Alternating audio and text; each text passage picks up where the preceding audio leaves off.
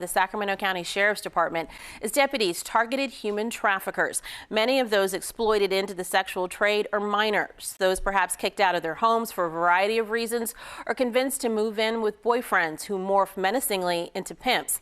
Leah Shank, the founder of Impact, weighed in on that operation. Her organization works every day to stop the systems that push children out onto the streets and turned a blind eye on those responsible. She is hosting an awareness summit about human trafficking tonight and joins me now live to discuss this problem along with human trafficking survivor Samira Chandler. Ladies, good morning to you.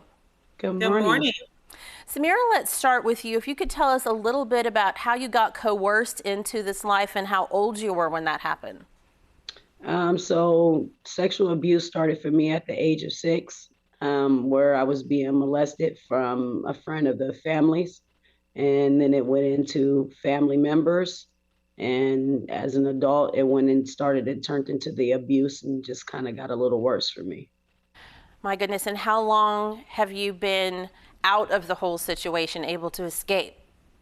My oldest daughter is 21 years old, so 21 years. 21 years. That is wonderful to have you still safe and away from that life. Leah, the U.S. State Department reports that 276 million people are victims of human trafficking worldwide, and that it's a $150 billion a year industry. You and I have visited many times about this. With an industry that large, with so many tentacles into society, why is there still so little awareness that you decided there needed to be a summit to raise awareness tonight?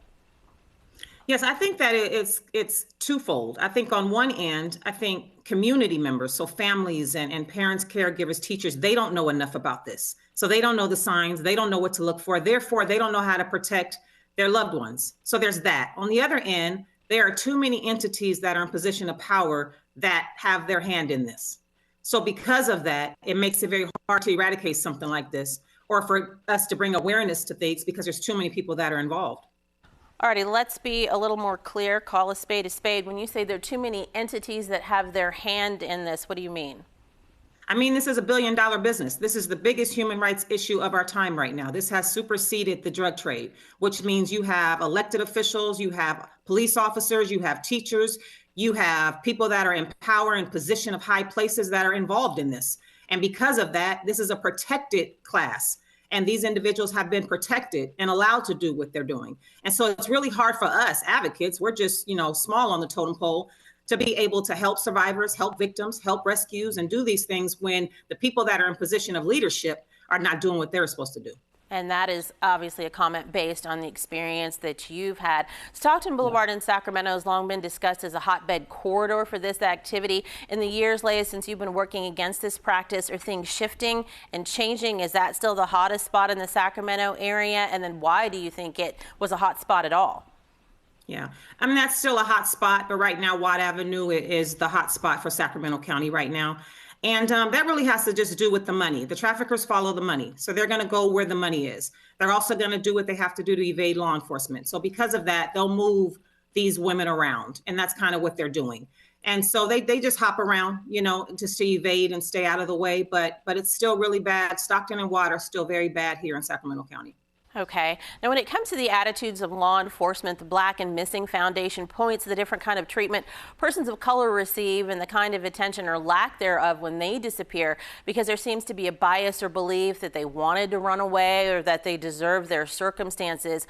With the families that you've tried to help early on when minutes do really matter, have those kind of attitudes been a problem in your experience or in what you've seen, Samira? Yes. In what way? So as far as you said, I'm sorry, can you guys repeat that one time? It's kind of like glitching.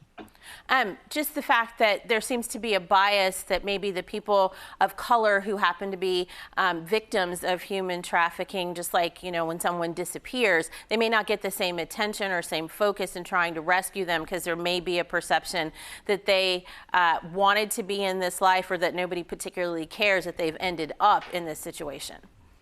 Well, let's really just be honest about the situation. As much as we don't want it to exist and as much as we try to ignore it, racism still exists in this world today. And most of the time when it is African Americans or another biracial race, minorities, I'll say, it is overlooked. It's not the same care, it's not the same love, it's not the same investigation because, like you said, most of the time they feel like even in the drug world that people are out here selling drugs. Every time a Black person dies, they assume it's got to be something bad that they was involved in order for this to happen, which that's not the case. Just like a white person can be abducted, so can a Black person, so can a Black kid, so can a Black woman. Everybody is not there because they want to be there. Some is forced to be there. And I just wish the same love, the same respect, and the same care was put into it for us as well. But a lot of us go more uncovered and untalked about than others. Alrighty. Just quickly, Leah, between fiscal year 2011 and 2021, the Bureau of Justice statistics show a 49% increase in the number of people referred to U.S. attorneys for human trafficking offenses. So it seems like we're going after the bad guys more, or does that just say to you that there are more bad guys?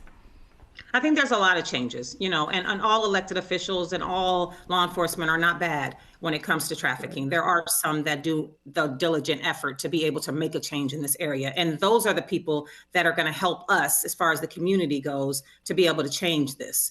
So there are people in high places that are taking a look at this and seeing what needs to be done. So laws and legislative work has changed, right? And then groundwork has changed as far as how the departments work in human trafficking issues.